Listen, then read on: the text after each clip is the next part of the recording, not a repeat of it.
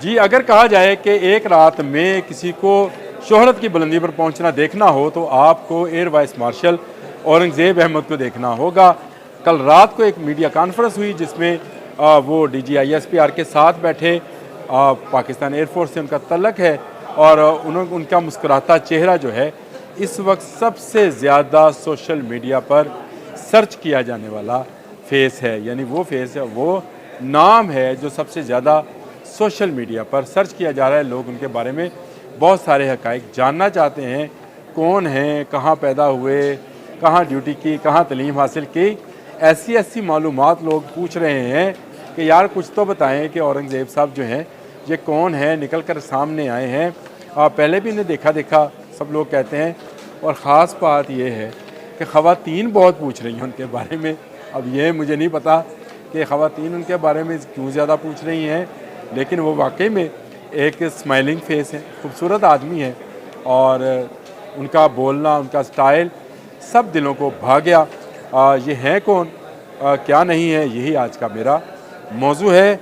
1992 को इन्होंने as an GD pilot जो है शिरकत की एयरफोर्स के अंदर, कमीशन हासिल किया और उसके बाद वो चीन से मिलिट्री आर्ट्स में मास्टर्स करने चले गए।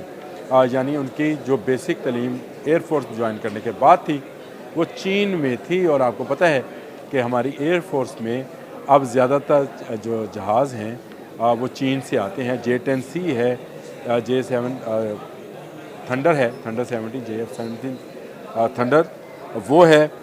इसके बाद इस्लामाबाद की नेशनल डिफेंस यूनिवर्सिटी से उन्होंने national security and war studies में मास्टर्स की डिग्री हासिल की। ये उनका एक अलग से है कि उन्होंने एक दूसरी मास्टर की डिग्री जो है इस्लामाबाद से हासिल की। और उसके बाद उन्हें अब जो कमांड मिली वो ऑपरेशनल कमांड एयरबेस और फाइटर स्क्वाड्रन की कमांड थी। यानी एक ऑपरेशनल एयरबेस को कमांड कर चुके हैं और इसके साथ साथ एक फ़ाइटर स्क्वाड्रन को भी कमांड वो कर चुके हैं। तो आप इससे अंदाज़ा करें कि वो प्योरली एक फ़ाइटर मैन है। प्लेन पे बैठकर, जहाज़ पर बैठकर जंग कर सकते हैं। उनके मुस्कुराते चेहरे पे ना जाइए, भारतीयों से पूछिए औरंगज़ेब अहमद के बारे में। और इसके बाद एयर हेडक्वार्टर इस्लामाबाद में असिस्टेंट चीफ ऑफ स्टाफ रहे। नेशनल डिफेंस यूनिवर्सिटी में डायरेक्टिंग स्टाफ और फैकल्टी मेंबर, यानी वहाँ पढ़ाते रहे। जिस यूनिवर्सिटी से उन्होंने मास्टर की डिग्री हासिल की थी national security and war studies में, वहीं पर वो कुछ अर्सा के लिए तालीम भी देता रहे। उनके डायरेक्टरिंग स्टाफ में जो थे वो शामिल भी रहे। और अगर उनकी बैनुल-अक़वामी ख़िदमात की बात की जाए तो कल उन्होंने जिस तरह से आयात कुरानी का जिक्र किया तो उसी वक्त मुझे शक हुआ था, माथे पे मेहराब भी है उनके माशाल्लाह से, कि वो सऊदी अरब में जो है रहे हैं।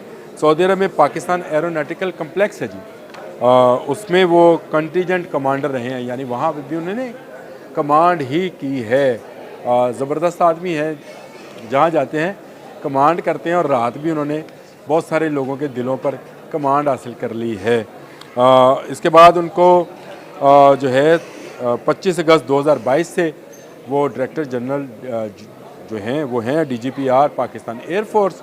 और अगर एजाज़ात की बात की जाए तो उन्हें सितारा इम्तियाज़ मिलिट्री से नवाजा गया है।